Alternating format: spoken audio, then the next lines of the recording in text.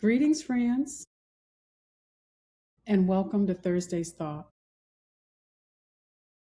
Today's thought is the clapback versus the call. So today I'm reflecting on this question. What if our greatest strength isn't in the response we deliver, but in the restraint we choose?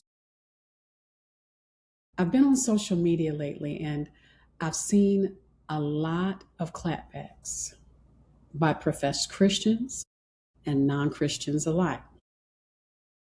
And in a culture that celebrates the clapback, I couldn't help but think about how Jesus modeled something radically different when he was on trial. He faced unjust treatment and false charges, first by the Jewish courts, then by the Roman courts. The Jews accused him of blasphemy.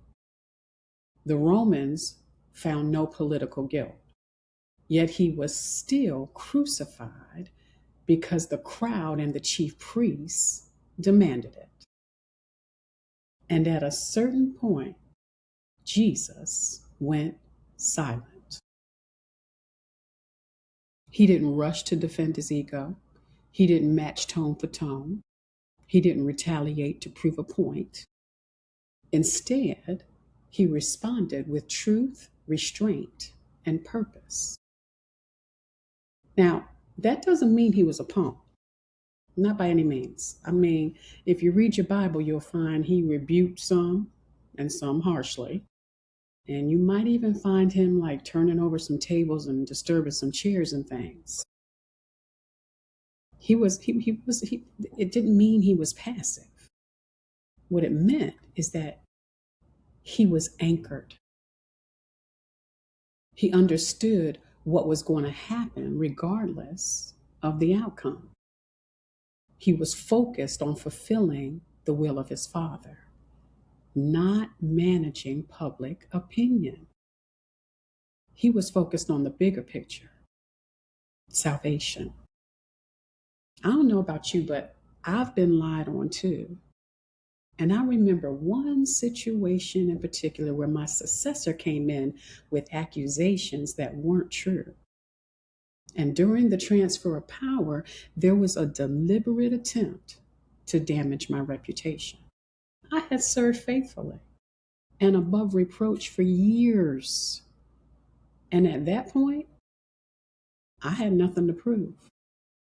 So I didn't defend myself. Someone asked me later, why didn't you say anything? I remembered how Christ responded. The truth didn't need my defense. It would prevail on its own. And it did.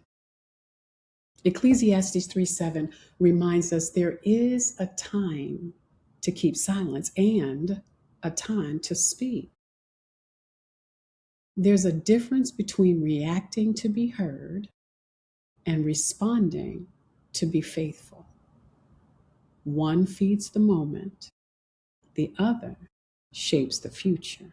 Jesus would not be drawn out of his calling, and neither should we.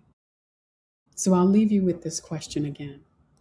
What if our greatest strength isn't in the response we deliver, but in the restraint we choose? The clapback versus the call. That's this week's Thursday's Thought, y'all. I'd love to know your thoughts. Hit me in the comments. Have you ever been in a moment where silence was the stronger response? Remember, friends, you're not on this journey alone. Join me next Thursday and let's embrace these moments together.